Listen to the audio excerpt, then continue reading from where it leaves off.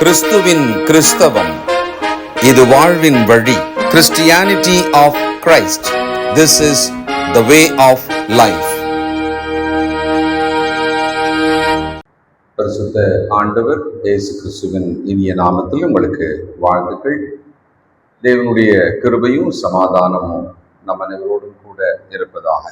அதிகமான படிப்பு, ஆனால் அதையும் தாண்டி அவர்கள் உள்ளத்திலே விதைக்கப்பட்ட ஒரு தீமை.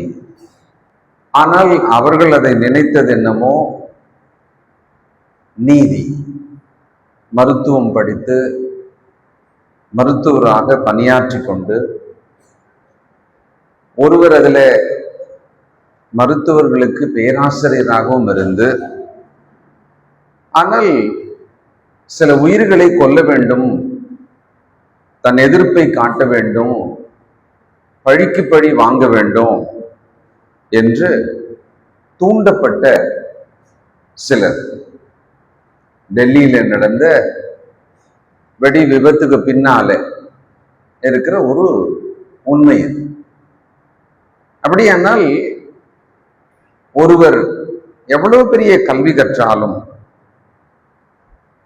அவர் எவ்வளவு திறமைசாலியாக இருந்தாலும், அவர் எதற்கு தன்னை ஒப்பு கொடுக்கிறாரோ அதை தான் அவர் செய்கிறார். அப்போ நாம சில காரண காரியங்களால பொதுவாக நினைச்சு பார்க்கிறோம், ஒரு மருத்துவர்னா மற்ற உயிர்களை காப்பாற்றுகிற ஒரு பேசிக்கான ஒரு நீதி இருக்குமே அப்படின்னு நம்ம நினைச்சுறது உண்டு. ஆனால் விதிவிலக்காக உலகத்திலே மனிதர்கள் அதுக்கு நேர எதிராக கூட இருப்பாங்க. கிறிஸ்துவுக்குள்ளே நாம் ரட்சிக்கப்பட்டு கிறிஸ்துவுக்குள்ளே வாழ்ந்து கொண்டிருக்கிறோம். கிறிஸ்துவுக்குள் இருந்தால் ஒருவர் இப்படித்தான் இருக்கணும் அப்படின்னு நினைப்போம். ஆனால் அவர் நேர் எதிராக கூட இருக்கலாம். நம்மை நாமே சோதித்து சீர்படுத்திக் கொள்வோம். அதற்காகத்தான் நாம வேத புத்தகத்திலே பல விஷயங்களை ஆராய்ந்து தியானிக்கிறோம், படிக்கிறோம். ஏதோ ஒரு வகையில தேவன் நம்மை தொடுவார், நம்மை உணர்த்துவார். அது ஒவ்வொரு முறை கர்த்தருடைய வார்த்தையை கேட்கும் பொழுதும் அவரவர்களுக்கு எந்த இடத்துல அந்த மருந்து போய் வேலை செய்ய வேண்டுமோ அதுபோல கர்த்தருடைய ஆலோசனை வந்து நம்மை சந்திக்கும். அந்த ஆவலோடு கூட நாம முதல்ல கேட்க வேண்டும். இன்றைக்கு நாம் 16ஆம் அதிகாரத்தின் கடைசி வசனத்திலிருந்து 17ஆம் அதிகாரத்துக்குள்ளே நுழைய போகிறோம். 16ஆம் அதிகாரம் அப்போஸ்தலர் நடவடிக்கைகள் 40. அந்தபடி அவர்கள் சிறைச்சாலையில் இருந்து புறப்பட்டு லீதியானிடத்துக்கு போய் சகோதரரை கண்டு அவர்களுக்கு ஆறுதல் சொல்லி போய்விட்டார்கள். அங்கிருந்து அவர்கள் புறப்பட்டு விட்டார்கள். 17ஆம் அதிகாரம் 1. அவர்கள் அம்பிபோலி பட்டணத்தையும் அப்பலோனியா பட்டணத்தையும் கடந்து தெசலோனிக்கே பட்டணத்துக்கு வந்தார்கள். அங்கே யூதருக்கு ஒரு ஜெபாலயம் இருந்தது. இங்கே பிலிப்பி பட்டணத்திலே ஊழியம் செய்து கொண்டு லீதியாள் என்கிற கனம் பொருந்திய ஒரு ஐஸ்வர்யமுள்ள ஸ்திரீ அவர்களோடு சேர்த்து சிலர் ரட்சிக்கப்பட்டார்கள். சிறைச்சாலை காவலன் அதிகாரி அவரும் அவருடைய வீட்டாரும் ரட்சிக்கப்பட்டார்கள். இவர்களை நாம் என்னன்னு சொல்லலாம்னா, தேவனுடைய ராஜ்யத்தை மிகுந்த ஆவலோடு கேட்டு கீழ்ப்படிந்த நேர்மையான இருதயங்கள். They were right with God, a honest hearted people. அந்த சத்தியத்தை கேட்டு அப்படியே கீழ்ப்படிந்து அவர்கள் கர்த்தருக்கு பயன்படும்படியான பாத்திரங்களாக தங்களை ஒப்பு கொடுத்தார்கள். 2-3 நாளா சில விஷயங்களை யோசிக்கிறேன். அதுல இப்படி நான் எனக்குள்ளே சிந்திச்சு பார்த்தேன். கிறிஸ்துவுக்குள் வாழ்கிற ஒருவர் அதில் உண்மையாக, அதில் நேர்மையாக, அதில் தன்னை அர்ப்பணித்தவராக வாழ்வது அப்படின்ற விஷயத்தை தான் நான் சிந்திச்சேன். அப்ப நான் வேற உலகத்தை கொஞ்சம் பார்த்து அதுல கமிட்டடா இருக்கிற மனிதர்கள் எல்லாம் யோசனை பண்ணி பார்த்தேன். ஒரு குடும்பத்துக்காக தன்னை அர்ப்பணித்து தன்னை தியாகம் பண்ணி கரைத்து கொள்ளுகிற மனிதர் உண்டு. அது ஒரு சகோதரன், தாய், தகப்பன், யார் வேணாலும் இருக்கலாம். அவங்களுக்கு வாழ்க்கையில வேற எதுவுமே இருக்காது, எந்த யோசனையுமே இருக்காது, அவங்கள பத்தியே அவங்க திட்டமிட மாட்டாங்க. அந்த மொத்த குடும்பத்துக்கும் தங்களை கரைத்து அவங்க கமிட்மெண்ட் பார்க்கலாம். ஒரு கிராமம், அந்த கிராமத்தோட வளர்ச்சி, அந்த கிராமத்துல இருக்கிற எல்லாருக்குமான நல்லது அப்படின்னு நினைச்சுக்குன்னு ஒருத்தர் இருப்பார். அவர் அதுக்குன்னே தன்னை கமிட் பண்ணியிருப்பார். அவருடைய சொந்த சுகம், வீடு, அதை பத்தி எல்லாம் கூட யோசிக்க மாட்டார். தன் வாழும் பகுதியில் இருக்கிறவர்களுக்கு தான் நன்மை செய்யணும்னு சொல்லிட்டு இரவு பகலா செய்வார். அங்க அவரோட கமிட்மெண்ட்டை பார்க்கலாம். அதுபோல அரசியல்ல தங்கள் கொள்கைக்காக, சமீபத்துல 100 வயதுல வாழ்ந்து கொண்டிருக்கிற நல்லக்கண்ணு என்கிற ஒரு மனிதரை பற்றி சொல்வதானால், அந்த கொள்கைக்கு தன்னை ஒப்பு கொடுத்து எளிமையான ஒரு வாழ்க்கைய, இதற்கு முன்னால எளிமையானவர்களாக வாழ்ந்த அபூர்வமானவர்களைப் போலவே இன்றைக்கு நவீன உலகத்திலேயும் ஒரு மனிதன் நம் தமிழ்நாட்டில அரசியல்ல இருக்கிறாருன்னு சொன்னா அந்த மனுஷன்னு சொல்லலாம். அப்போ இவங்கெல்லாம் கிறிஸ்தவர்கள் அல்ல, கிறிஸ்துவின் அன்பு ருசிக்காதவர்கள், அனுபவிக்காதவர்கள்.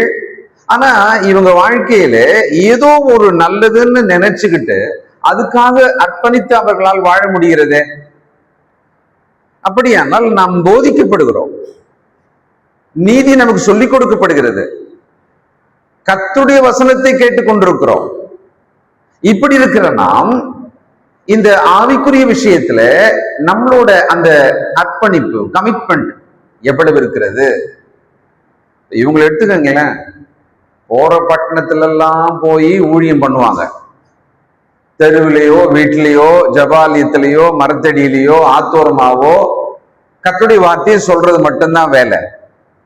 உடனே இழுத்து போட்டு அடிச்சு உதைச்சி இவங்களை அவமானப்படுத்தி, கடந்த முறை பார்த்தது சந்தை வெளியில உடைகளை உரித்து அவமானப்படுத்தி சிறைச்சாலைக்குள்ளே மிக கொடூர கைதி போல அடைத்து, இப்படி எல்லாம் பாடுகள். ஒரு சாதாரண மனுஷனாகவே அவர் யோசனை பண்ணி பார்த்தா, கர்த்தர் நம்மை தம் ஊழியத்துக்காக அழைத்தார். அதை தான் நாம வைராக்கியமா செஞ்சுக்கிட்டே இருக்கிறோம். ஆனா போற இடம்லாம் அடி வாங்கினே இருக்கிறோமே. எல்லாருக்கும் முன்பு கர்த்தருடைய வார்த்தையை சொல்லி சிலரை ரட்சிக்கிறோம். அதே எல்லாருக்கும் முன்பு நாம் அடிகளையும் அவமானங்களையும் அடைகிறோமே அப்படின்னு யோசிக்கலாம். ஆனா அவங்க கிட்ட நம்ம எதை பார்க்கிறோம்னா, they were committed. அவர்களிடத்தில் இருக்கிற அந்த அர்ப்பணிப்பை நாம் பார்க்கிறோம். அதனால அவர்கள் அடையும் அவமானங்கள்லாம் ஒண்ணும் பெருசே இல்லை. கிறிஸ்துக்குள்ள இருக்கிற நாம் அப்படிதான் வளரணும். நம்மை சுற்றிலும் இருப்பவர்கள் நம்மை பற்றி நல்லது பொல்லாதது என்ன வேண்டுமானாலும் சொல்லலாம், விமர்சிக்கலாம். ஆனால் கிறிஸ்துக்குள்ள இருக்கிற என்னுடைய வாழ்க்கையும் அதன் ஓட்டத்தையும் அது பாதிச்சிடவே கூடாது. வேண்டுமானா அதெல்லாம் சேர்த்து அதை ஃபியூல் ஆக்கி, எரிபொருள் ஆக்கி, இன்னும் கர்த்தருக்குள் நான் வைராக்கியம் கொள்ள வேண்டும். இதை கற்றுக்கொள்வதற்கு தான் இவர்களுடைய வாழ்க்கையை, இந்த ஊழிய வாழ்க்கையை, இந்த தனி மனிதனோட சிலரோட வாழ்க்கையை நாம பார்த்துக்கிட்டே இருக்கோம். இப்ப இவங்க இந்த பட்டணங்கள் 2 கடந்து தெசலோனிக்கேக்கு வந்தாங்க பாத்தீங்களா. அப்படி வர்றதுக்கு அந்த காலத்துல எக்னேஷியன் அப்படின்ற ஒரு சாலை, கிரேக்கர் காலத்துல இருந்து ரோமர் காலத்துல இன்னைக்கும் அந்த சாலை இருக்கிறதாம். ஒரு வர்த்தக சாலை அது. இந்த தெசலோனிக்கே பட்டணம்ன்றது ஒரு போர்ட், துறைமுகம் இருக்கிற ஒரு வர்த்தக பட்டணம். அது அன்னைக்கு வர்த்தக பட்டணங்கள் ரொம்ப வலுவா, ஐஸ்வர்யமா, அதிக கனவான்கள் இருக்கிற மாதிரி இருக்கும்னு சொன்னா அது எல்லாமே கடற்கரை ஓரமா அதிகபட்சமா இருக்கும். ஏன்னா கடல் வணிகம் தான் அப்போ முக்கியமா இருந்தது. வானூர்தி கிடையாது, ஏரோப்ளேன் கிடையாது, இல்ல ட்ரெயின் எல்லாம் கிடையாது. அப்போ கடல் மார்க்கத்துல தான் மக்கள் பல தேசங்களுக்கு, கண்டங்களுக்கு போவாங்க. வியாபாரங்கள் அது வழியா தான் நடக்கும். அப்போ இது ஒரு நல்ல ஒரு செல்வம் செழிப்பான வணிகர்கள் நிறைந்த ஒரு வர்த்தக பட்டணம். அந்த பட்டணத்துக்கு வராங்க. அந்த பட்டணம் இன்னைக்கு இருக்கிற கரண்ட் நேம் வந்து சலோனிகா அப்படின்ற துறைமுகம் இன்னைக்கும் இருக்கான். அடுத்தது இந்த பிரசங்கத்தோட அணுகுமுறையை நாம இங்க கொஞ்சம் கூர்ந்து பார்த்தா சில வார்த்தைகளை நாம பார்க்கலாம். 2வது வசனத்திலிருந்து, பவுல் தன் வழக்கத்தின்படியே அவர்களிடத்தில் போய் 3 ஓய்வு நாட்களில் வேத வாக்கியங்களின் நியாயங்களை எடுத்து அவர்களுடனே சம்பாஷித்து கிறிஸ்து பாடுபடவும் மரித்தோரிலிருந்து எழுந்திருக்கும் வேண்டியதென்றும் நான் உங்களுக்கு அறிவிக்கிற இந்த இயேசுவை கிறிஸ்து என்று காண்பித்து திஷ்டாந்தப்படுத்தினான். இங்க பயன்படுத்தப்பட்ட வார்த்தைகள் பாருங்க, எதுக்காக அப்படின்றதையும் பாருங்க. முதல்ல சம்பாஷித்தல், ஒரு சாதாரணமாக உரையாடல், சம்பாஷித்தல் அப்படின்றது. இரண்டாவது, ஒன்றை அறிவிக்க தான் அந்த சம்பாஷணை, அந்த பேச்சு எதுக்குன்னா ஒன்றை அறிவிக்கிறார், to announce an important thing, right? மூன்றாவது, ஒன்றை காண்பிக்கிறார், அவங்களுக்கு முன்னால ஒரு விஷயத்தை காண்பிக்கிறார். ஏன்னா அது அவங்களுக்கு ரொம்ப முக்கியமா தேவையா இருக்கிறது. அது அடுத்தது அதை விட கொஞ்சம் ஸ்ட்ராங்கான ஒரு வார்த்தை வருகிறது, திருஷ்டாந்தப்படுத்தினார். என்ன அர்த்தம்னா சில ஆதாரங்களை எடுத்து சொல்றார், இது உண்மைதான், இது சத்தியம்தான் அப்படின்னு சொல்லி. அதனால ஒருவர் கர்த்தருடைய வார்த்தையை பிரசங்கிக்கிறார் என்று சொன்னால் அப்படி தொடங்கும், ஒரு சின்ன கதை வரும், உதாரணம் வரும், சில வசனங்கள் இருக்கும், முடிச்சிடலாம், இதான பிரசங்கம் அப்படின்னு சாதாரணமாகவும் நினைச்சிடலாம். ஆனால் அந்த ஒரு பிரசங்கத்துக்குள்ள, ஒரு இடத்துல அவர்களை விசுவாசத்துக்குள்ள வழிநடத்துற ஒரு பேச்சுவார்த்தைக்குள்ளே இவைகள் இருக்கிறது. சம்பாஷணை ஒரு கான்வர்சேஷன், உரையாடலாக தொடங்கும். அவர்களுக்கு அறிவிக்க வேண்டியதை அதிலே கொண்டு வர வேண்டும். அவர்களுக்கு நல்ல ஒரு பிக்சரைஸ் பண்ணி ஒரு தெளிவான ஒரு காட்சி போல காண்பிக்க வேண்டும். பிறகு ஆதாரங்களோடு அதை அவர்கள் மறுக்க முடியாத அளவுக்கு உறுதிப்படுத்தி திருஷ்டாந்தமாக தெளிவாக அதை சொல்லணும். இப்படி இங்க பேசினாரா? எதை பத்தி பேசினாரு? யூதர்களுக்கு ஒரு மனநிலை இருந்தது, என்னன்னா சிலுவையில பாடுபட்டு மரித்த இயேசுவை மேசியாவாக ஒத்துக்க முடியல. அவங்க எதை ஒத்துக்கிறாங்க தெரியுங்களா? திருடின்னு போயிட்டாங்க, உயிர் தேடல, ஏதோ அப்போஸ்தலர்கள் ஏதோ பண்ணிட்டானுங்க, அதை ஒத்துக்கிறான், அதை நம்புறான். ஆனா இவர்தான் மேசியா அப்படின்னு சொன்னா, மரித்தோரை உயிர்த்தெழ செய்தார், ஓரிடமெல்லாம் அற்புத அடையாளம் செய்தார், அதெல்லாம் ஒத்துக்கவே மாட்டேன்றான். இன்னை வரைக்கும் யூதர்களிலே ஒரு சிறுபான்மை கூட்டத்தார், சில ஆயிரங்கள் இயேசுவை மேசியாவாக ஏற்றுக்கொள்ளவே இல்லை. இன்னைக்கும் ஜெபாலயங்களை வைத்துக் கொண்டு அவர்கள் மேசியா வருவார் என்று காத்திருக்கிறார்களாம். எவ்வளவு ஆச்சரியமா இருக்கு பாருங்களேன். அப்போ சிலுவையிலே அறையப்பட்ட இயேசுவை அவர்களால் ஏத்துக்கவே முடியல. அப்போ பவுல் அங்க என்ன பண்றாருன்னா, அந்த யூத மக்களுக்கு கூடவே கிரேக்கர்களும் இருக்கிறாங்க, திருஷ்டாந்தப்படுத்துகிறார், ஆதாரமாக சொல்லி காண்பிக்கிறாராம். இயேசு உயிர்த்தெழுந்தார், அவர் நமக்காக தான் சிலுவையிலே அறையப்பட்டார், அவர் ரட்சகராக இருக்கிறார் அப்படின்றத திருஷ்டாந்தப்படுத்துறாராம். 1 கொரிந்தியர் 1 அதிகாரம் 23வது வசனம், நாங்களோ சிலுவையில் அறையப்பட்ட கிறிஸ்துவை பிரசங்கிக்கிறோம், அவர் யூதருக்கு இடரெல்லாம் இருக்கிறாரா? அது என்ன, அதெல்லாம் ஒத்துக்க முடியாது. அவர் மேசியா கிடையாது. தச்சனுடைய மகன் கண்ணெதிர்க்க பாக்குற மாதிரி இருக்கிற சரீர விஷயங்கள் எல்லாம் ஒத்துக்கிறாங்க, கட்டுக்கதையை கூட ஒத்துக்கிறாங்க, ஆனா சத்தியத்தை ஒத்துக்க மாட்டாங்க. ரொம்ப இடரலாக இருக்கிறதாம். ஆண்டவர் இயேசுவை பற்றிய விஷயங்கள் அவளுக்கு ரொம்ப இடரலாக இருக்கிறது. கிரேக்கருக்கு பைத்தியமா இருக்கிறா. அவன் ஒருபடி மேல போயிட்டான். அவன் பைத்தியக்காரன் தானே, இதெல்லாம் பேசாதீங்க, இதெல்லாம் கொண்டு வராதீங்க அப்படின்ற அளவுக்கு கிரேக்கர்கள் நினைக்கிறாங்களாம். அப்படிப்பட்டவர்களுக்கு சிலுவையில் அறையப்பட்ட அந்த இயேசுவை அவர் ரட்சகர் என்றும் அவர்தான் மேசியா என்றும் என்று திருஷ்டாந்தப்படுத்தி ஆதாரத்தோட அவங்களுக்கு பேசுறாராம். அப்படி பேசின பிறகு நேர்மையான இருதயங்கள்ல என்ன நடக்கும் அப்படின்னா, லூக்கா 8:8 வாசிக்கிற மாதிரி நல்ல நிலத்துல விழுந்த விதைகள் பலன் கொடுக்கும். அது நேர்மையான இருதயம், ஹானஸ்ட் ஹார்ட். சத்தியத்தை கேட்ட உடனே, வசனத்தை கேட்ட உடனே அதை உள்வாங்கி அதை ஏற்றுக்கொண்டு அதை நம்பி அதற்கென்று தன்னை ஒப்பு கொடுக்கிற கீழ்ப்படுகிற இருதயம் அது. இது ஞானஸ்தானம் எடுக்கும் போது மட்டும் இருந்துட்டு அதுக்கப்புறமா இல்லாம போயிடக்கூடாது. சாகிற வரைக்கும் சத்தியத்தை ஏற்றுக்கொள்ளுகிற, அதற்கு கீழ்ப்படுகிற மனதாகிய அந்த நேர்மையான மனம் எப்பொழுதும் நமக்கு தேவைப்படுகிறது. அவங்க அதை கேட்டுட்டு இருந்தாங்க. 17 அதிகாரம் 4 வசனம், அவர்களில் சிலரும் பக்தியுள்ள கிரேக்கரில் திரளான ஜனங்களும் கனம் பொருந்திய ஸ்திரீகளில் அநேகரும் விசுவாசித்து பவுலையும் சீலாவையும் சேர்ந்து கொண்டார்கள். இப்ப தீமோத்தேயுவை அங்க காணோம், லூக்காவும் இல்லை. ரெண்டு பேரும் உள்ள இருக்கிற மாதிரியான ஒரு எழுத்து அங்க இல்லை. அதனால அவர்கள் பிலிப்பிலேயே தங்கி இருக்கலாம். சரி, இப்ப நமக்கு என்ன விஷயம்னா, சிலரும், இது யாரா இருக்கும்? அவர்களில் சிலரும் யூதர்கள். ஏன்னா அடுத்தது பிரிச்சாச்சு, பக்தி உள்ள கிரேக்கரில் திரளான ஜனங்களும். இரண்டாவது, அடுத்தது கனம் பொருந்திய ஸ்திரீகளில் அநேகரும் விசுவாசித்து பவுலையும் சீலாவையும் சேர்ந்து கொண்டார்கள். பாருங்களேன், அவர்கள் இயேசுக்கு கீழ்ப்படிந்தார்கள், அவர்கள் சுவிசேஷ கீழ்ப்படிந்தார்கள் சொன்னாலும் கூட அந்த சொன்ன அந்த ஊழியக்காரனோடு சேர்ந்து கொண்டார்கள் அப்படின்ற ஒரு லாங்குவேஜில் அங்க சொல்றாரு. அது ரொம்ப ஆச்சரியமா தான் இருக்கு. அதனாலதான் கொரிந்தியர்ல வரும் பொழுது முதல் அதிகாரத்திலேயே ஒரு கொஞ்சம் பிரச்சனை ஒண்ணு அங்க இருந்திருக்குது. அவங்களுக்குள்ள ஒரு பேச்சு இருந்திருக்கு, ஒரு நம்பிக்கை இருந்திருக்கு. என்ன, யார் தங்களுக்கு ஞானஸ்தானம் கொடுத்தாங்களோ நாங்கெல்லாம் அவங்க ஆளு அப்படின்னு சொல்ல ஆரம்பிச்சிட்டாங்களாம். அது என்னமோ அவங்களுக்கு ஒரு இஷ்டமா, அது ஒரு சில நேரத்துல ஒரு பெருமையா கூட இருந்திருக்கிறது.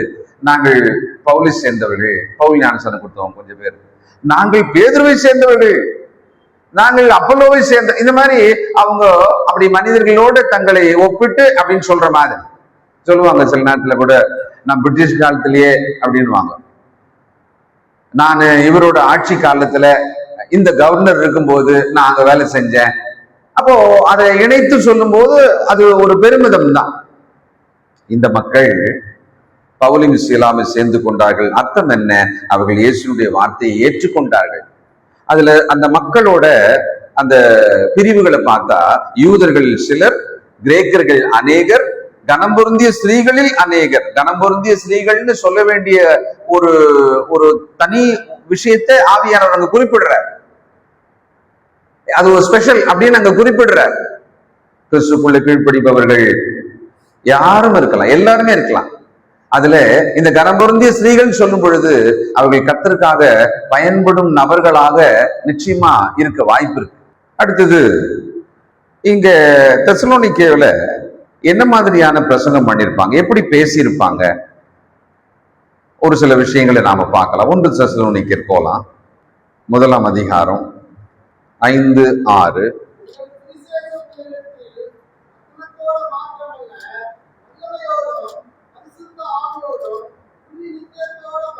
வந்தது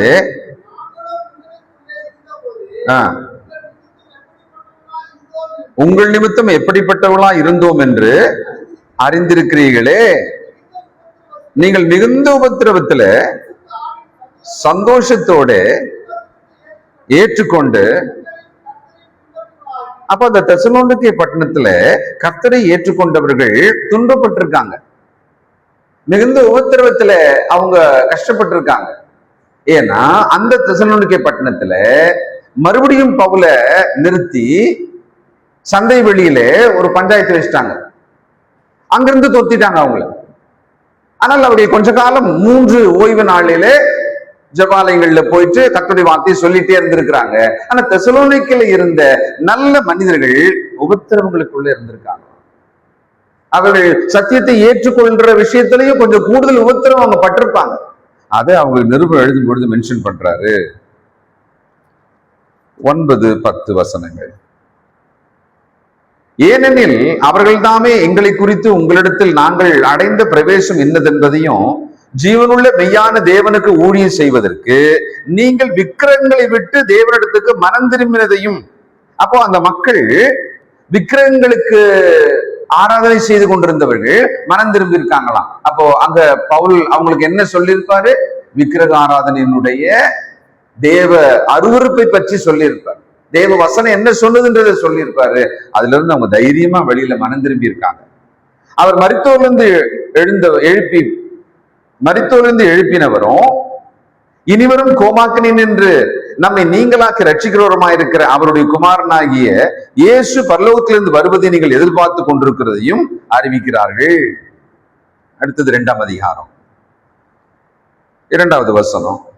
உங்களுக்கு தெரிந்திருக்கிறபடி முன்னே பிலிப்பி பட்டணத்திலே நாங்கள் பாடுபட்டு நிந்தை அடைந்திருந்தோம். வெகு போராட்டத்தோட தேவனுடைய சுவிசேஷத்தை உங்களுக்கு சொல்லும்படி நம்முடைய தேவனுக்கு உள் தைரியம் கொண்டிருந்தோம். பிலிப்பி பட்டணம் அதுக்கு அடுத்துதான் தெசலோனிக்கு வந்திருக்காங்க, மென்ஷன் பண்றார். அங்க ரொம்ப போராட்டம், அங்க ரொம்ப கஷ்டப்பட்டோம் நாங்க. ஆனா போராட்டத்தோட உங்ககிட்ட வந்தோம், உங்ககிட்ட வந்து உங்களுக்கு நாங்க சத்தியத்தை சொன்னோம். 7, 8 உங்களிடத்தில் பட்சமாய் நடந்து கொண்டோம். பால் கொடுக்கிற தாயானவள் தன் பிள்ளைகளை காப்பாற்றுகிறது போல நாங்கள் உங்கள் மேல் வாஞ்சியா இருந்து தேவனுடைய சுவிசேஷத்தை உங்களுக்கு கொடுத்ததும் அல்லாமல் நீங்கள் எங்களுக்கு பிரியமானவர்களானபடியினாலே எங்கள் ஜீவனையும் உங்களுக்கு கொடுக்க மனதா இருந்தோம். ரொம்ப அருமையான மக்களா இருந்திருக்காங்க அந்த மக்கள். அவருடைய கீழ்ப்படிதல் தான் அந்த ஊழியக்காரனுக்கு ரொம்ப பெரிய சந்தோஷம். ஒரு ஊழியக்காரனுக்கு ஒருத்தரை பார்த்தா எப்ப சந்தோஷம், எவ்வளவு அதிக சந்தோஷம் வரும்னு சொன்னா, அந்த நபர் கர்த்தருக்கு பயந்து கர்த்தருக்கு கீழ்ப்படுகிறவராக நடந்தால் அந்த ஊழியக்காரனுக்கு ரொம்ப சந்தோஷமா இருக்கும். எங்களையே நாங்க உங்களுக்காக கொடுத்துடுற அளவுக்கு நாங்க இருந்தோம். ஏன்னா உங்க கீழ்ப்படிதல், விக்கிரகாரத்துல இருந்து வெளியே வந்தீங்க, உபத்திரவத்துல இருந்து கீழ்ப்படிஞ்சீங்க. உங்களை வழிநடத்துகிற ஒரு ஊழியக்காரனுடைய அன்புக்கு பாத்திரமாகவும் நீங்கள் இருக்கணும். அப்படி இருக்கிறதுக்கு ஒரே வழி, நீங்கள் கர்த்தரை நேசித்து கர்த்தருக்கு கீழ்ப்படிவராக இருந்தால் போதும். அது மட்டும் போதும். அவர் ரொம்ப சந்தோஷமா, ஏன்னா இவங்களாம் கிரீடம் வேற சொல்றாரு ஒரு இடத்துல, என் சந்தோஷம் என் கிரீடமானவர்களே என்ற தெசலோனிக்கு மக்கள் தான். 9 சகோதரரே, நாங்கள் பட்ட பிரயாசம் வருத்தம் உங்களுக்கு ஞாபகமா இருக்கும். உங்களில் ஒருவனுக்கும் பாரமாயிராதபடிக்கு இரவும் பகலும் நாங்கள் வேலை செய்து தேவனுடைய சுவிசேஷத்தை உங்களிடத்தில் பிரசங்கித்தோம். அப்ப தெசலோனிக்கே பட்டத்தில் அவங்க எப்படி ஊழியம் பண்ணியிருக்காங்க? தங்கள் சொந்த கைகளால் வேலை செய்து அவளுக்கு பாரம் கொடுக்காம. ஏற்கனவே அவங்களுக்கு உபத்திரவம் இருக்கிறது, ஏதோ ஒரு கஷ்டம் நெருக்கடி அவங்களுக்கு இருக்கிறது. கிரேக்கர் அல்லது யூத மக்களிலே பெரும்பான்மையானவர்களாலே கஷ்டம் இருக்கிறது. இவர்கள் கிறிஸ்துக்குள்ள வந்தா கிரேக்கருக்கும் பிடிக்காது ஒரு பக்கம், வைராக்கியமான அந்த யூதர்களுக்கும் பிடிக்காது இன்னொரு பக்கம். இதுக்கு நடுவுல இவங்க கிறிஸ்துக்குள்ள வந்து அதுல இவங்க நிலைத்திருக்கணும். அப்ப அவங்க அதுல எவ்வளவு அழகா கீழ்ப்படிஞ்சாங்கன்றத பார்த்து ரொம்ப சந்தோஷம். இன்றைக்கு நீண்ட கால கிறிஸ்துக்குள்ள வாழ்ந்து கொண்டிருக்கிற நாம் கர்த்தருடைய வசனங்களுக்கு நம்முடைய கீழ்ப்படிதல் எந்த அளவுக்கு இருக்கிறது, எவ்வளவு அதுக்கான மதிப்பு நாம சொல்றதா இருந்தா எப்படி சொல்லலாம்? ஏன்னா கர்த்தரை உணர்ந்து அவரை புரிந்து அவருடைய அன்பை உணர்ந்து வாழுகிற ஒரு ஆளாக நாம இருந்தோம்னா அவருக்கு கீழ்ப்படுகிற கீழ்ப்படிதல் ஆரம்பத்துல அவ்வளவா இல்ல, இப்ப ரொம்ப அவருக்கு நான் உடனடியாக எல்லாத்துக்கும் நான் கீழ்ப்படிஞ்சிருவேன் அப்படின்ற மாதிரி இருந்தா சந்தோஷம். ஒரு எஜமானுக்கு நாம் கீழ்ப்படுகிற விஷயத்துல எப்படி நடப்போம்? பொதுவா ஆரம்பத்துல கீழ்ப்படிதல் பயத்தோட பக்தியோட ரொம்ப கவனமா ரொம்ப இமீடியட்டா இருக்கும்.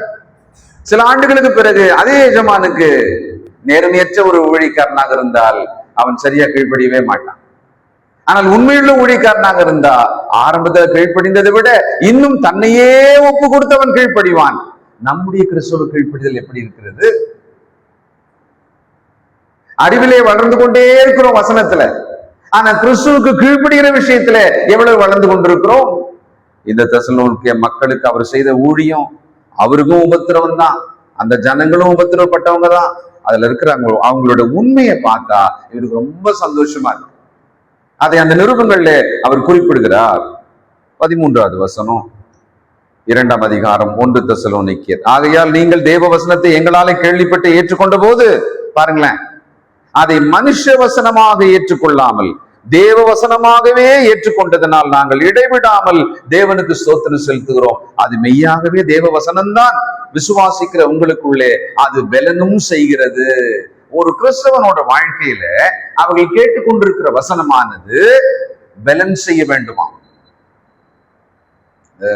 ரொம்ப பலவீனமா இருக்காப்பா, மெலிஞ்சு போயிருது உடம்பு, சத்தே இல்லை அப்படின்னு சொல்லிட்டு ரொம்ப கவனமா 15, 16 பொருட்கள் 18 பொருட்களை போட்டு ஒரு சத்து மாவு எடுத்துன்னு வந்து கொடுத்துட்டு ஒரு 10 நாளைக்கு சாப்பிடுங்க பாருங்க அப்படின்றாங்க. 10 நாளைக்கு சாப்பிட்டாச்சு. அதுக்கப்புறமா போய் பாக்குறாங்க, பார்த்தா அதே எலும்பு தோலாவே இருந்தா எப்படி இருக்கும்? சாப்பிட்டானா இல்லையா? சரி, சாப்பிட்டது நின்னுச்சா வயிற்றுல இல்லையா? என்ன ஆச்சு அப்படின்னா, சாப்பிட்ட நாளெல்லாம் வயிற்றுலயே நிக்கல, பிரயோஜனமே இல்லை. அப்போ நாம் கேட்டுக்கொண்டிருக்கிற வசனம், அதை நாம் எவ்விதமாக ஏற்றுக்கொண்டோம்? அது தேவ வசனமாக அவர்கள் ஏற்றுக்கொண்டார்களாம். கர்த்தருடைய சத்தமாக அதை ஏற்றுக்கொண்டார்களாம். ஆண்டுகள் செல்ல செல்ல இந்த கர்த்தருடைய வசனத்தை பற்றிய அறிவு வளர வளர அந்த கர்த்தருடைய வசனத்தை நாம கேட்கிற விதம், அதை புரிந்து கொள்கிற விதம், அதுக்கு கீழ்ப்படுகிற விதம், அதுல மாற்றம் இருக்க வேண்டும். அப்படி இல்லாவிட்டால் காலகாலமாக கர்த்தருடைய வசனத்தை கேட்டு கொஞ்சம் கூட மாற்றம், சுபாவத்துல மாற்றம், குணங்கள்ல மாற்றம், செயல்ல மாற்றமே இல்லாம ஒரு ஆள் இருந்தா எப்படி ஒத்துக்கிறது? அவங்கள எப்படி அவங்களை கிறிஸ்தவங்களை ஏத்துக்கிறது? நிதானமும் பக்குவமும் தாழ்மையும் சாந்தமும் எதுவுமே இல்லைன்னு வச்சுக்கீங்களேன். இந்த தெசலோனிக்கே பட்டணத்தாரை பற்றி இந்த ஊழியக்காரனுக்கு ரொம்ப பெருமிதம். அங்கே ஊழியம் செய்ததை பற்றி ரொம்ப மகிழ்ச்சியா பெருமிதமா அவர் பேசுறார். அப்படி அந்த ஊழியத்தை அங்க செய்திருக்கிறாங்க. இரவு பகலாய் ஊழியம் செய்தார்களாம். 4ஆம் அதிகாரம் 2-3. கர்த்தராகிய இயேசுவினாலே நாங்கள் உங்களுக்கு கொடுத்த கட்டளைகளை அறிந்திருக்கிறீர்களே, நீங்கள் பரிசுத்தம் உள்ளவர்களாக வேண்டும் என்பதே தேவனுடைய சித்தமா இருக்கிறது. அந்தபடி நீங்கள் வேசி மார்க்கத்துக்கு விலகி இருந்து தேவனை அறியாத அஞ்ஞானிகளைப் போல மோக இச்சைக்கு உட்படாமல், அந்த பட்டணம் சொன்ன நான் ஏற்கனவே ஒரு போர்ட் சிட்டி, துறைமுகம் இருக்கிறது. அப்படின்னா துறைமுகம் இருக்கிற பட்டணம் செல்வ செழிப்பா இருக்கும், கூடவே பாவங்கள் நிறைந்திருக்கும். அங்க எதெல்லாம் இறக்குமதி ஆகுமோ பொருட்கள், பொன் வெள்ளி, அதே மாதிரி பாவமும் இறக்குமதி ஆயிடும். இது உலகம் முழுவதும் இன்னை வரைக்கும் இந்த பேட்டர்ன்ல தான் இருக்கும். உலகமானது கடற்கரை பட்டணங்களிலே பாவங்கள் பெருகி இருக்கிறது. அக்காலத்திலே வெளிநாட்டவர்கள் வந்து சேர்கிற இடம் அங்கதான் இருக்கும். அப்போ வேசி மார்க்கத்துக்கு விலகிருங்கள், மோக இச்சைக்கு உட்படாதிருங்கள், உங்களை பரிசுத்தமாய் காத்துக் கொள்ளுங்கள், இதற்கே நீங்கள் அழைக்கப்பட்டீர்கள் அப்படின்ற ஒரு எச்சரிக்கையும் அவங்க சொல்லிக் கொடுக்கிறார். 6வது வசனம், இந்த விஷயத்தில் ஒருவனும் மீறாமலும் தன் சகோதரனை வஞ்சியாமலும் இருக்க வேண்டும். முன்னமே நாங்கள் உங்களுக்கு சொல்லி சாட்சியாக எச்சரித்தபடியே இப்படிப்பட்ட விஷயங்கள் எல்லாவற்றையும் குறித்து கர்த்தர் நீதியை சரிகட்டவராக இருக்கிறார். அப்போ அந்த போதனை அவளுக்கு ரொம்ப தேவைப்பட்டிருக்கிறது. உங்கள் உறவிலே, உங்கள் திருமண உடன்படிக்கை உறவிலே உண்மையா இருக்கணும். ஏன்னா அப்படி இல்லாத ஒரு சமூகம் அது, அப்படி ஒரு பட்டணமா இருந்திருக்கிறது. அப்போ அன்னைக்கு சொல்லி இருக்கிறார் பிரசங்கம் பண்ணிட்டு, இப்ப நிருபத்திலே அவர் எழுதியும் காண்பிக்கிறார்.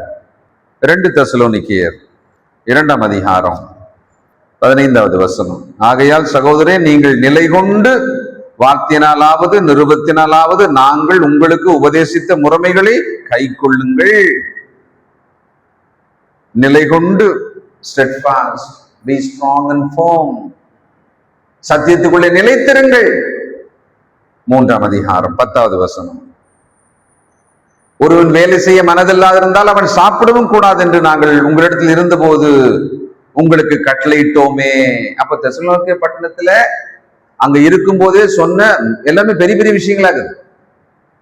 வேலை செய்வதை பற்றி, ஒருவருக்கொருவர் சரீர பிரகாரமான தங்கள் கற்பை பரிசுத்தத்தை காப்பாற்றி வாழ்வதை பற்றி, திருமண உடன்படிக்கையில் உண்மையை பற்றி, இதெல்லாம் அங்க பேசியிருக்கிறார், பிரசங்கம் பண்ணியிருக்கிறார். பிறகு நிருபத்திலேயே அப்படி நினைப்பூட்டுகிறார் மறுபடியும். அப்படி ஊழியங்களை அவங்க பிரசங்கம்லாம் பண்ணி செஞ்சுட்டே இருந்திருக்காங்க. இப்போ அப்போஸ்தலர் நடவடிக்கைகள் 17ஆம் அதிகாரம் 5 முதல், விசுவாசியாத யூதர்கள் வைராக்கியம் கொண்டு வீணராகிய சில பொல்லாதவர்களை சேர்த்து கொண்டு கூட்டம் கூடி பட்டணத்தில் அமளி உண்டாக்கி யாசேருடைய வீட்டை வளைந்து கொண்டு அவர்களை பட்டணத்தாருக்கு முன்பாக இழுத்து கொண்டு வர வகை தேடினார்கள். இவங்க ஒருத்தர் அடைக்கலம் கொடுத்திருக்காங்க, அவருடைய வீட்டுல இவங்க இருக்கிறாங்க, அங்கிருந்துதான் ஊழியம் பண்ணிட்டு இருக்கிறாங்க. இப்போ விசுவாசியாத யூதர்கள், அதுல வைராக்கியமானவர்கள், இவங்க யாரா? வீணர், பொல்லாதவர்கள் இவங்க. அப்படியானால் கர்த்தருக்கு விரோதமாக எழும்புகிறதற்கு ஒண்ணு வேணா, சில கலவரங்கள்லாம் நடக்கும். அப்போ மூன்று முகமே தெரியாத மாதிரி இருப்பாங்க, திடீர்னு வருவாங்க, அங்க ஒரு பெரிய கலவரம் நடக்கும். என்னன்னு பார்த்தா யாரோ ஏவினவர்களாக அவங்க இருப்பாங்க, கைக்கூலிகளாக இருப்பாங்க. அவங்க அந்த கலவரம் பண்றதுக்குன்னே வெல் ட்ரெயின்டு பர்சனா இருப்பாங்க, அதுக்குன்னே இருப்பாங்க, எந்த ஊர் வேணாலும் போவாங்க அவங்க. பாருங்க, அன்னைக்கே இருந்திருக்கிறது. வீணர் எந்த வேலையும் செய்ய மாட்டான். அவர்கள் ஒரு சாரார் அவங்களுக்கு ஒரு பணம் கொடுத்து, அங்க வாப்பா கொஞ்சம் இந்த மாதிரி 4 விஷயத்தை அப்படி சொல்லிவிடு, ஜன்னலுக்கு முன்னால ஒரு பிரச்சனை ஆகணும், எங்க இருந்தோ வந்து நம்ம ஏரியால வந்து இவன் ப்ராப்ளம் பண்ணிட்டு இருக்கிறான், இதெல்லாம் சரியில்லை அப்படின்னு சொன்னாங்கன்னா இவங்க வந்துருவாங்க. இன்றைக்கும் அப்படிப்பட்ட மனிதர்கள் இருக்கிறாங்க. அவர்கள் பணத்துக்காக கலகங்களை உண்டாக்குவார்கள், மக்கள் நடுவிலே கலகத்தை உண்டாக்குவார்கள்.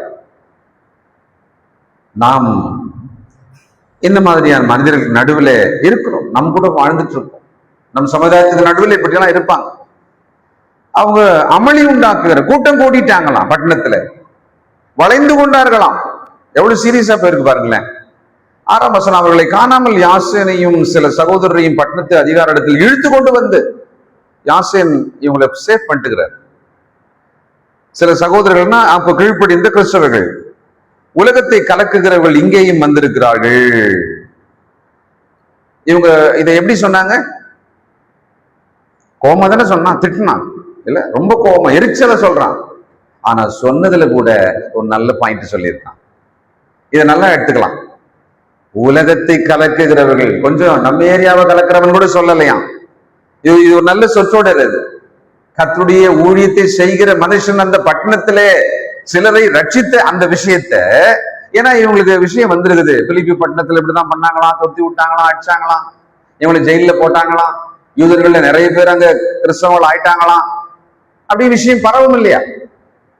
அப்போ இவங்களை இவன் என்ன முத்திரை குத்திட்டான்? உலகத்தை கலக்குகிறவர்கள் இங்கே வந்திருக்கிறார்கள்.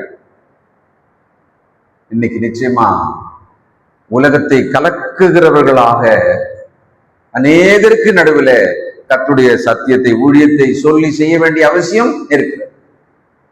அப்போ ஒரு பாராட்டா கூட நம்ம எடுத்துக்கலாம். 8ஆம் வசனம், இவைகளை கேட்டுக்கொண்டிருந்த ஜனங்களையும் பட்டணத்து அதிகாரிகளையும் கலங்க பண்ணினார்கள். பின்பு அவர்கள் யாசனிடத்திலும் மற்றவரிடத்திலும் ஜாமீன் வாங்கி கொண்டு அவர்களை விட்டு விட்டார்கள். அப்படின்னா இந்த பிரச்சனைக்கு அவர்களை துரத்த வேண்டும் என்பது ஒரு காரணம் தான். அதை விட இவனுக்கு பெரிய காரணம் ஒன்று இருக்குது. ஜாமீன் வாங்கிட்ட பிறகு அப்படியே விட்டான். அப்போ பணம் என்பது எல்லா இடங்கள்லயுமே ஒரு கலகத்தை உண்டாக்கிட்டு, நோக்கம் அவங்களுக்கு முதல்ல தொடங்கும் போது அந்த ஆட்களை துரத்தணும், அவங்களை அடிக்கணும், அவங்களை விரட்டணும்னு இருக்குது. அதை விட ரொம்ப முக்கியமா இவங்களுக்கு எது இருக்கு? பணம் வாங்கிட்டு அவங்கள விட்டுடலான்ற அளவுக்கு என்ன பண்ணாங்களா? ஜாமீன் வாங்கி அவர்களை அனுப்பிவிட்டார்கள். 10ஆம் வசனம்,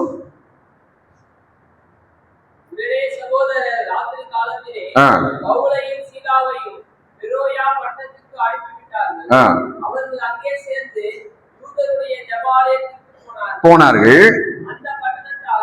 போதும் போதும் போதும், பெரோயா பட்டணத்துக்கு போனாங்களாம். இப்ப இந்த இடத்துல வந்து கலகம் உண்டானது. இவங்க என்ன மாதிரியான ஒரு கலகத்தை உருவாக்கி இருப்பாங்க அப்படின்னா, நல்லா பாருங்க 7ஆம் வசனம் மறுபடியும், இவர்களை யாசோன் ஏற்றுக்கொண்டான், இவர்கள் எல்லாரும் இயேசு என்னும் வேறொருவனை ராஜா என்று சொல்லி ராயனுடைய கட்டளைக்கு விரோதமாக செய்கிறார்கள் என்று கூக்குரலிட்டு, அப்போ இவங்க அந்த அந்த கலகத்தோட முக்கியமான காரணத்தை பத்தி சத்தமா சொல்றாங்களாம். அப்போ முதல்ல இவங்க என்ன சொல்லியிருக்காங்க? கலகத்தை முதல்ல கமோஷன் உண்டாக்கிட்டாங்க. புதிய சீசருக்கு எதிரான ஒரு ராஜாவை பத்தி இவங்க கொண்டு வராங்க.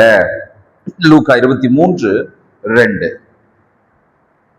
லூக்கா 23:2, இவன் தன்னை கிறிஸ்து எனப்பட்ட ராஜாவென்றும் ஆண்டவருக்கு முன்னாலையும் அப்படி ஒரு பிராது கொண்டு வராங்க. ஏன்னா அப்பதான் அது ராஜ துரோகம் ஆகும், அரசாங்கத்துக்கு எதிரான குற்றமா மாறிடும். அரசாங்கத்துக்கு எதிரான குற்றமாக நிரூபிச்சுட்டாக்கா அது உச்சபட்ச தண்டனை கட்சிடும் இல்லையா? அதே போல இவர்கள் கலகம் பண்ணி புதிய ஒரு ராஜாவை எதிரில் இவன் நிறுத்தி காண்பிக்கிறான் பாருங்க. ஆனால் ஜாமீன் வாங்கின பிறகு ஒருவேளை என்ன பண்ணிருப்பாங்க அந்த காலத்துல சொன்னா, பணம் பிறகு ஒரு பேப்பர்ல எழுதி கூட கையெழுத்து வாங்கியிருக்கலாம். இனிமேல் இவங்களெல்லாம் சேர்க்காத, பட்டணத்துக்குள்ள இவங்க வரக்கூடாது, நீ தானே சேர்த்த, நீ உத்தரவாதம் கொடு அப்படின்னு சொல்லிட்டு பண்ணிருக்கலாம். 1 தெசலோனிக்கேயர் 2ஆம் அதிகாரம் 18வது வசனம், ஆகையால் இரண்டு தரம் மனதா இருந்தோம். இருந்தேன். அந்த தெசலோனிக்கே பட்டணம் மேல ரொம்ப ஆசை இவங்களுக்கு. ஏன்னா அவங்க ரொம்ப கீழ்ப்படிதலா இருக்காங்க. ரொம்ப சேலஞ்சிங்கான சிச்சுவேஷன்ல கர்த்தருக்குள்ள கீழ்ப்படிஞ்சிருக்காங்க. மிகுந்த உபத்திரவங்கள். ஏன்னா இவங்களையே இழுத்து போட்டு பஞ்சாயத்து வச்சு இவங்க உள்ளவே வசனத்தை பேசக்கூடாது அப்படின்னு ஒரு ஒரு பெரிய அளவுக்கு இருக்கிற ஒரு லீடர்ஷிப்பையே அவன் எதிர்க்கிறான்னு சொன்னா கிறிஸ்தவர்களை என்ன பண்ணிருப்பான்? அவர்கள் உபத்திரவத்தோடு கூட தங்கள் விசுவாசத்தை காத்துக்கொண்டு தெசலோனிக்கே பட்டணத்திலே அவர்கள் சபையாக கூடி வரணும். சோ அதெல்லாம் இவருக்கு ரொம்ப சந்தோஷம். இன்றைக்கு நாம் கிறிஸ்துக்குள் இருப்பதற்கு எவ்வளவு இழக்கிறோம், எவ்வளவு கஷ்டப்படுகிறோம், நமக்கு எவ்வளவு நெருக்கடி இருக்கிறது. இப்ப இன்னைக்கு பைபிள் ஸ்டடி வரணும்னு சொன்னா ரொம்ப பெரிய கஷ்டத்தை தாண்டி வரேன். பெரும்பான்மையா நமக்கு அப்படி இல்லை. நம்ம டிசைட் பண்ணா போதும் வந்துடலாம். சிலருக்கு சேலஞ்ச் இருக்கலாம், வரவே முடியாது, ஆனா தடையை தாண்டி நான் இப்ப வந்திருக்கேன். பெரும்பான்மையா இல்லை. ஞாயிற்றுக்கிழமை தேவனை தொழுது கொள்ள வரும் பொழுது ஒரு பெரிய நஷ்டம், வேதனை, அதை கடந்து அப்படின்னு நிறைய பேருக்கு இல்லை, சிலருக்கு இருக்கலாம். அப்போ நாம் மிக சுலபமாக எளிதாக கர்த்தருடைய சமூகத்துக்கு வரவும், கர்த்தருடைய வேதத்தை வாசிக்கவும், நம்ம பகுதியில் இருக்கிறவர்களுக்கு ஆண்டவரின் அன்பை சொல்லவும் ஒரு காலம் இது இருக்குமானால் இப்பொழுது நாம் அதை செய்கிறோமா? குறைஞ்சபட்சம் நம்முடைய உறவுகள், குடும்பத்துக்குள்ள இருக்கிற உறவுகளுக்காவது ஆண்டவரின் அன்பை சொல்லி அவர்களை ரட்சிப்புக்கு வழி நடத்துகிறோமா? சில நேரத்துல ஒரு குடும்பத்தின் சொத்து எனக்கு வருதுன்னு வச்சுக்கோங்களேன், என் மனசு என்ன சொல்லுதுன்னா அது அப்படியே மொத்தமா நானே எடுத்துக்கினா எப்படி இருக்கும்? பொருள், சொத்து, சம்பத்து, பணம், இதை நான் மொத்தமா நானே எடுத்துக்கணும் அப்படின்னு நினைக்கிறது அப்படின்னா மனித சுபாவம். 100% கெட்டதுதான். சரி, ரட்சிப்பு விஷயத்துல நானும் என் குடும்பம் ரட்சிக்கப்பட்டிருக்கணும், ஆனா இவங்களும் ரட்சிக்கப்படவே கூடாது அப்படின்னு நினைச்சா எப்படி இருக்கும்? இவங்களுக்கெல்லாம் வசனமே சொல்லவே கூடாதுன்னா எப்படி இருக்கும்? அது மாதிரி யாரும் நினைப்போமா என்ன? சரி, நினைக்கலன்னா முயற்சி எடுக்கணுமா இல்லையா? நான் முயற்சியும் எடுக்கலையே. அப்போ நம்மவர்கள், நம்முடைய உறவுகள், இரத்த உறவுகள், அவர்கள் ரட்சிக்கப்படுவதற்காக நம்ம எந்த முயற்சி எடுக்கிறோம்? தெசலோனிக்கே பட்டணத்தார் அருமையான மக்கள். அவர்கள் ரொம்ப தேவனுக்கு பிரியமானவர்களாக, அந்த ஊழியக்காரனுக்கு பிரியமானவர்களாக இருந்திருக்காங்க. 1 தெசலோனிக்கேயர் 1 அதிகாரம் 6வது வசனம். நீங்கள் மிகுந்த உபத்திரவத்திலே பரிசுத்த ஆவியின் சந்தோஷத்தோட திருவசனத்தை ஏற்றுக்கொண்டு, இது இது இது என்ன மாதிரியான காம்பினேஷன் இது? நீங்கள் மிகுந்த உபத்திரவத்திலே, வேதனையோடு, கண்ணீரோடு அப்படியே இருந்தீங்க அப்படின்னா நமக்கு புரியுது. ஆனா நீங்க மிகுந்த உபத்திரவத்திலே நேர ஆப்போசிட் டைரக்ஷன்ல இன்னொன்னு சொல்றாரு, பரிசுத்த ஆவியின் சந்தோஷத்தோட. அப்படின்னா நல்ல கவனிங்க, மிகுந்த உபத்திரவத்துக்குள் நான் இருக்கிறேன் என்று நீங்கள் நினைத்தால் அது நாணயத்தோட ஒரு பக்கம்னே வச்சுக்கோங்களேன். இன்னொரு பக்கம் பரிசுத்த ஆவிக்குள்ளான சந்தோஷம் என்பது இருக்கு. நீங்க அதை விசுவாசித்தால் இருக்கு, நீங்கள் அதை ஏற்றுக்கொண்டால் இருக்கு.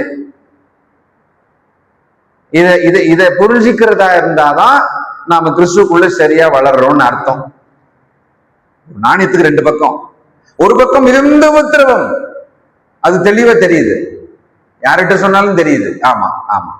ஆனா அந்த நாணயத்துக்கு இன்னொரு பக்கம் இருக்கிறது, பரிசுத்த ஆவிக்குள்ளான சந்தோஷம். அது என்ன மாதிரியான பரிசுத்த ஆவிக்குள்ளான சந்தோஷமா இருக்கும்? அந்த வசனம் எப்படி முடியுதுன்னு பாருங்களேன். பரிசுத்த ஆவிக்குள்ளான அந்த சந்தோஷத்தோட திருவசனத்தை ஏற்றுக்கொண்டு.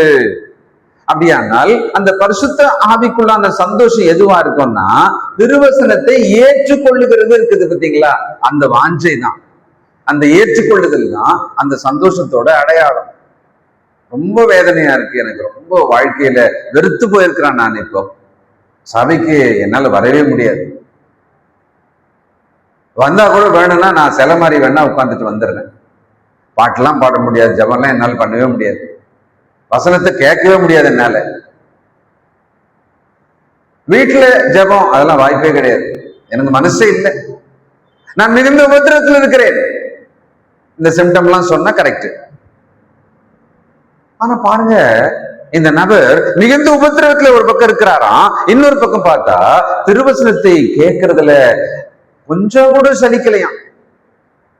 அதுல எந்த மாற்றமே இல்லையா அவர்கிட்ட. அப்படி நீங்கள் இருந்தால் நீங்கள் சரியாக வளர்றீங்கன்னு அர்த்தம். நாம சரியா வளர்றோம்னு அர்த்தம்.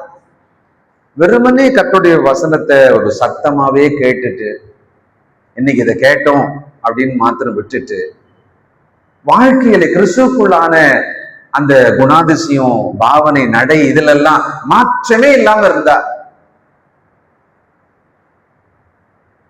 கண்ணாடி முன்னால் நின்று நம்மளே கேட்டு பார்ப்போம். இவ்வளவு வருஷமா கிறிஸ்துக்குள்ள இருக்கிறேனே, என்னுடைய பேச்சுல மாற்றம் வந்திருக்கா? என்னுடைய செயல்கள் எல்லாம் மாற்றம் வந்திருக்கா? என் குடும்பத்துக்குள்ள நான் ஆவிக்குரிய பிரகாரமா இப்படி வளர்ந்திருக்கிறேன், குணத்துல இப்படி எல்லாம் அழகா ஆயிருக்கேன், வளர்ந்திருக்கேன், கிறிஸ்துவின் சாயல்ல நான் இப்படி மறுரூபம் ஆயிருக்கேன் அப்படின்னு சொல்ற மாதிரி என் குடும்பத்துல சொல்ல முடியுமா யாராலையாவது? யோசிச்சு பாருங்களேன் கொஞ்சம். Validating yourself. உங்களை நீங்க மதிப்பிட்டு பார்த்துக்கொள்ளுங்க. ஏன்னா வசனம் சொல்லுது, நான் சொல்றேன், அவனவன் தன் தன் சுய கிரியைகளை சோதித்து பார்க்க கடவன், அப்பொழுது அவன் தன்னை பார்க்கும் போது பிறரை பார்ப்பதற்கும் பிறரை வேலிடேஷன் பண்றதுக்கும் நமக்கு ரொம்ப ஈஸியா முடியும். ஆனா நம்மை பார்க்கலாம். இந்த தெசலோனிக்கே பட்டணத்தார் மிகுந்த உபத்திரவத்துல, பாவம் நிறைந்த ஒரு சமூகத்துக்கு நடுவில் ஒரு ஊழியக்காரன் அவர்களை பாராட்டி சொல்றாரு, என் சந்தோஷம் கிரீடமானவர்களே அப்படின்றார். அப்படியானால் அவங்க எப்படிப்பட்ட ஒரு கீழ்ப்படிதல, ஒரு பயபக்திய காண்பிச்சிருப்பாங்க. ரொம்ப சாதாரண மக்கள்லாம் கிடையாது, கனம் பொருந்திய ஸ்திரீகள் நிறைய பேர் அங்க கீழ்ப்படிஞ்சிருக்காங்க. சிந்திப்போம், நாம் யாராக இருக்கிறோம், நாம் எப்படி வளருகிறோம். அந்த நாணயத்தோட ரெண்டு பக்கம் ஞாபகம் வச்சுங்க. ஒரு பக்கம் மிகுந்த உபத்திரவம், இன்னொரு பக்கம் பரிசுத்தாவின் சந்தோஷத்தோடு வசனத்தை ஏற்றுக்கொள்ளுதல். ஜெபம். பரிசுத்த பிதாவே, நல்ல தகப்பனே, ஏதோ உம்முடைய வார்த்தைகள் எங்கள் காதில் சத்தமாக, எங்கள் இருதயத்தில் நல்ல விதைகளாக விழுந்திருக்கிறதப்பா. இதோ உம்முடைய வார்த்தையினாலே நாங்கள் குணப்பட விரும்புகிறோம், மறுரூபமாக விரும்புகிறோம். ஏதோ நாங்கள் தகப்பனே சுபாவத்திலே மாற்றம், எங்களுடைய குணாதிசயங்களிலே மாற்றமுக்கு பிரியமாக அடைய வேண்டியிருக்கிறது. எங்களை ஒப்புக் கொடுக்கிறோம்.